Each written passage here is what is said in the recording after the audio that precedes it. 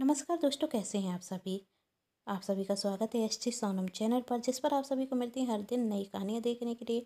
और आज की कहानी यदि आपको पसंद आए तो चैनल को सब्सक्राइब, वीडियो को लाइक एंड शेयर जरूर कीजिएगा। तो चलिए कहानी शुरू करते हैं।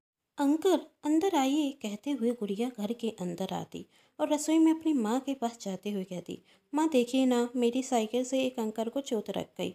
आप जाकर उन्हें दवा लगा दीजिए, वही बाहर खड़े हुए हैं। इतना सुन सोनर बाहर आती, उसके हाथ से दवा नीचे गिर जाती। वही दवा उठाने के लिए नीचे झुकती। तभी वह व्यक्ति कहता, अरे मैडम, इसकी कोई ज़रूरत नहीं, मामूली सी चोट है, ठीक हो जाएगी। मैं तो वहाँ से जाने रखा था, पर आपकी बेटी मुझे यहाँ लेकर आ गई और कहने लगी, मेरी माँ के हाथ में जादू है, जब माँ आपको दवा लगाएगी तो आप ठीक हो जाएंगे। बहुत प्यारी बेटी है, कहते हुए वही व्यक्ति जाने रखता। तभी सोनर उसे रोकते हुए कहती, रुकिए, अब आ गए हैं तो पत्ती भी करा लीजिए। सोनर ने दवा उठाते हुए कहा, आप क्यों परेशान होती हैं? उस व्यक्ति ने परत कर सोनर की तरफ देखते हुए कहा, और वही व्यक्ति सोनर को देखता ही रह जाता। यही हाल सोनर का भी था। दोनों एक दूसरे को बड़ी गौर से देख रहे थे और कुछ पुरानी यादें उनके सामने आ चुकी थी। अरे माँ, आप अंकल को ऐसे क्यों देख रही हैं? देखिए, उन्हें खून निकल रहा है, पत्ती कर दीजिए। सोनर उस व्यक्ति के हाथ में पत्ती करती और गुड़िया वहाँ से खेलने चली जाती। तभी वही व्यक्ति सोनर से कहता, तुम यहाँ कैसे आई? पत्ती हो गई है, आप जा सकते हैं। सोनर ने जवाब दिया और अपने आंसुओं को छुपाने की कोशिश की। तभी वह व्यक्ति जाने लगता और रुकते हुए कहता, अच्छा हुआ कि तुमने दूसरी शादी कर ली। वैसे सच में तुम्हारी बेटी बहुत प्यारी है। मैं गांव की गवार दूसरी शादी के बारे में कैसे सोच सकती हूँ? मिस्टर आरोख, सोनर ने जवाब दिया, तुमने दूसरी शादी नहीं की तो गुड़िया गुड़िया मेरी बेटी है, सिर्फ मेरी। उस पर सिर्फ मेरा हक है। मैंने उसे जन्म दिया है और मैंने ही उसे पाला है। सच कह रही है मेरी बहू। आते हुए वर्षा जी, सोनर की सास, कहते, माँ आप? आरोक ने आश्चर्य से कहा और जैसे ही जाकर उनके पैर छूने की कोशिश करता तो वर्षा जी 2 कदम पीछे हट जाती और कहती, मेरी बेटी, मेरी बहू, सोनर का हक है सिर्फ मेरे आशीर्वाद पर और मेरी पोती पर भी। अब तुम जा सकते हो। तभी वहाँ गुड़िया आती और कहती, अरे अंकल, आप कहाँ जा रहे हैं? अंदर चलिए, आप मेरी माँ के हाथ का खाना खाएंगे तो आपको बहुत अच्छा लगेगा। आरोक गुड़िया को बहुत प्यार से देखता और जैसे ही मेरी बेटी कहते हुए गोद में उठाने की कोशिश करता तो सोनर गुड़िया का हाथ पकड़ उसे घर के अंदर लेकर आती और आरोक वहाँ से उदास होकर जाने लगता। गुड़िया अपने कमरे में चली जाती और वर्षा जी और सोनर बिना कुछ कहे एक दूसरे की तरफ देखती और अतीत के पन्ने उनके आगे खुलने लगते। 8 वर्ष पुरानी याद उनके सामने आने लगती जब सोनर और आलोक की शादी हुई थी। आलोक बहुत पढ़ा लिखा था और अच्छी नौकरी भी कर रहा था, लेकिन सोनर छोटे गांव से थी।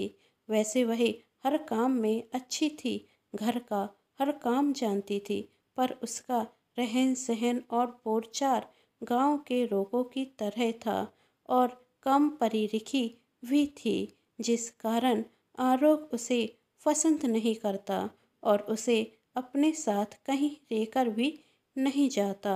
एक दिन आलोक अपने दोस्तों के साथ कहीं घूमने जा रहा था तो उसके पिता जय जी उससे कहते, तुम अपने साथ बहू को भी लेकर जाओ, तुम्हारी शादी को 6 महीने हो गए हैं, वही बेचारी दिन भर अकेली रहती है, तुम्हें उसे अपने साथ लेकर जाना चाहिए। जिसे सुन सोनर खुश होती।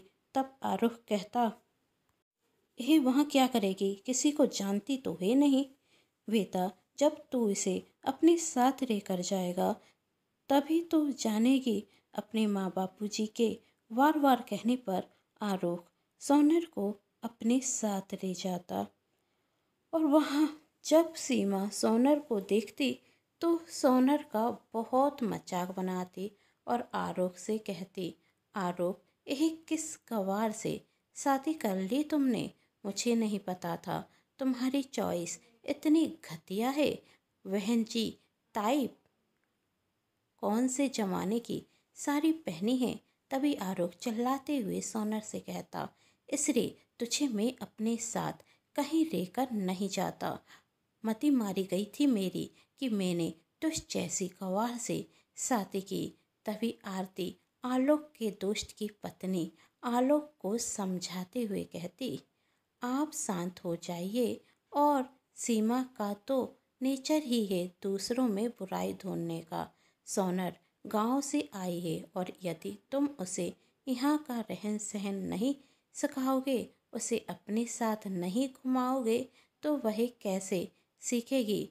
तभी सीमा कहती, अरे आरुष, मुझे नहीं पता था तूने किसी बच्ची से शादी की है जिसे अभी तुझे बड़ा करना है, पढ़ाना है, सिखाना है। इतना सुन सभी हंसने लगते और आलोक गुस्से में सोनर का हाथ पकड़ता और उसे घर लेकर आ जाता और चिल्लाते हुए कहता, मिल गई तुम्हें खुशी मेरी बेइज्जती कराकर। जब जय जी और वर्षा जी आकर पूछते क्या हुआ तो आरुष गुस्से में कहता, मैं तो इस गवार को कहीं लेकर जाना भी नहीं चाहता था, पर आप दोनों की वजह से मैं इसे दोस्तों के साथ लेकर गया और जानती हैं उसके बाद मेरे दोस्तों ने कितना मजाक बनाया। तंग आ गया हूँ मैं इस औरत से, अब मैं इसके साथ नहीं रह सकता। तलाक चाहिए अब मुझे इससे। इतना सुन जय जी आरुष में जोरदार थप्पड़ मारते और उसके बाद आरुष गुस्से में घर छोड़कर हमेशा के लिए चला जाता। अरे माँ और दादी, आप दोनों यहाँ ऐसे ही खड़ी रहेंगी? चलती चलिए, मुझे भूख लगी है, मुझे खाना दीजिए। हाँ बेटा, चलो यहाँ। वर्षा जी, सोनल ने कभी नहीं सोचा था कि वह आरुष से अब कभी मिलेंगी और वहाँ सोनल और अपनी माँ को इस शहर में देख हैरान था। आरुष वह सोच रहा था, गांव की सीधी सादी सोनल आज अलग ही रुख में थी। कभी सोचा भी नहीं था सोनल में इतना बदलाव आ सकता है। शहर की किसी मॉडर्न लड़की से कम नहीं रख रही थी और मेरी बेटी भी तो उसके पास है। सोनल भले ही मुझे माफ़ ना करे पर मेरी बेटी से वह मुझे दूर नहीं रख सकती। सोचते हुए आरुष सोनल के घर जाने के लिए आगे बढ़ता। तभी वहाँ आरती और उसका पति राहुल राज आते हुए कहता, कहाँ जा रहे हो आरुष? अपनी बेटी से मिलने, और उससे मिलने से मुझे कोई नहीं रोक सकता। आज मैं अपनी बेटी से कह दूंगा कि मैं उसका पिता हूँ। अच्छा हिम्मत है तुम में यह सच अपनी बेटी को बताने की। जब वह पूछेगी पापा इतने वर्षों से कहाँ थे, तो क्या जवाब दोगे? कैसे कहोगे कि अपनी जिंदगी में आगे बढ़ने की दौड़ में तुम उसकी माँ को अकेला छोड़कर आ गए थे? जानते हो यह सच जानने के बाद तुम्हारी बेटी तुमसे नफरत करने लगेगी, तुम्हारी शक्ल तक देखना पसंद नहीं करेगी और वह तुम्हारी बेटी नहीं, सिर्फ और सिर्फ सोनारी भाभी की बेटी है। तुम तो गुस्से में घर छोड़कर चले गए थे आलोक, तुम तो घर छोड़कर आ गए थे, पर जानते हो इसका सदमा तुम्हारे बापूजी बर्दाश्त नहीं कर सके और उन्होंने इस दुनिया से विदा ले ली। क्या? आरुष ने रोते हुए कहा।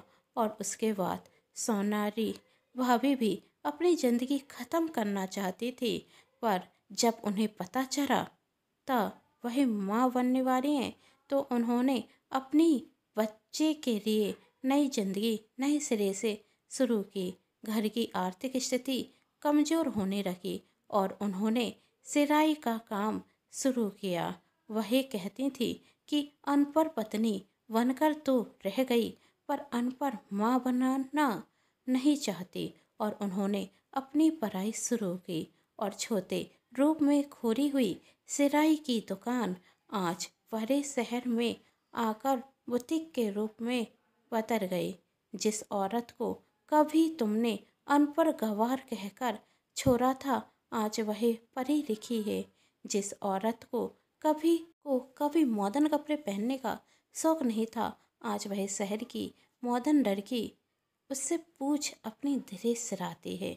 जिस औरत ने रसोई से बाहर की दुनिया नहीं देखी थी, वह आज अकेले पूरी दुनिया घूमने की हिम्मत करती है।